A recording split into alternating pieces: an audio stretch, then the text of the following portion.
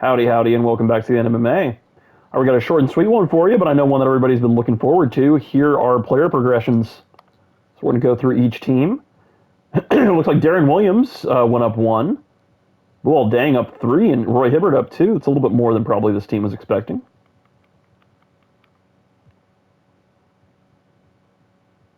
Bobcats, not a lot of movement. Scola down 2. This Amir Johnson, yeah, up 2. And Tony Parker down 1. Bucks with a little bit of healthy progression. Monroe up 1. Teague up 2. Davis up 2. Patrick Beverley up 3 after a strong rookie season. Blake Griffin up 1 for the Bulls. Charlie Villanueva up 3. That's unexpected for a 26-year-old. Does happen, though. Beaubois up 3. James Harden up 6. That is big for his trajectory. Cavs looking good. Whiteside up 3. Randolph up 3. J.R. Smith up 3. Remember, these numbers are from the beginning of last season to this point. So this includes any in-season progression that happened.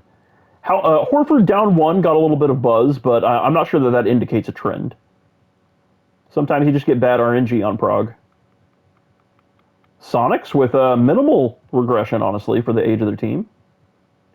Westbrook up 1 to a 94. Cephalosha up 2. Grizz should be a bit better. Good amount of progression here for the Hawks. I know that Cookie was a little bit disappointed by the announced progression, but I mean, it's a good amount of green across the board, especially just looking at the attributes. Up 2 for Kevin Durant, so he's a 96 overall. I wonder how he ranks in terms of the rest of the league. He may be number 2 under LeBron. We'll see. Both Pau and Chris Paul up 1 for the Hornets. Excited to see what this team does. -3 for both Haslam and Shaq. +7! Wow! For formerly 78 overall, Paul George. That is big. +4 for Rodney Stuckey, too. +4 for DeMarcus Cousins. Looking good. And +3 for Avery Bradley. He had a strong rookie season. A little bit of a mixed bag for the Knicks. Hey, +4 for George Hill, +3 for Caspi, 2 for Jarrett Jack. That's quite a bit for the contending Lakers. -2 for Kobe, but I'm sure he'll still be productive. Peck with +3. Carmelo Anthony down 1, but we'll see how being in a new setting is going to affect him. +4 for Ricky Rubio, who just took a big contract. +2 for Nick Young, +1 for Lowry.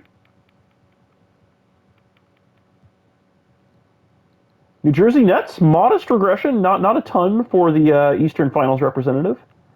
A little bit of progression for the bottom of the bench. They still should be quite good, especially after their Ray Allen acquisition. Steph Curry +5, Lance Stevenson +3, Smarto Samuels +3. Nuggets are looking up for sure. Wes Matthews +3. Pacers should have improved, especially after acquiring some very high-end role players. +3 for Mike Conley. +5 for Danny Green. Should be serviceable now. Pistons got a future. +1 to Derrick Rose, despite a bad season. Like for the Raptors. Of course, Derrick Rose is great. Julian Wright +3. Kenyon Martin -3, but he's 33, so that's understandable. A lot of progression for my Rockets. +5 for Jeremy Lin and PJ Tucker. Love to see it. That's what happens when you invest in a young team and happen to hit. Wow, a lot for the Spurs as well. +5 for Eric Bledsoe is huge. +3 for DeRozan and Gasol. This team might be ready to start winning some games. -1 to Wade. No regression for Steve Nash or Marion is great. -1 to Odom. That's okay.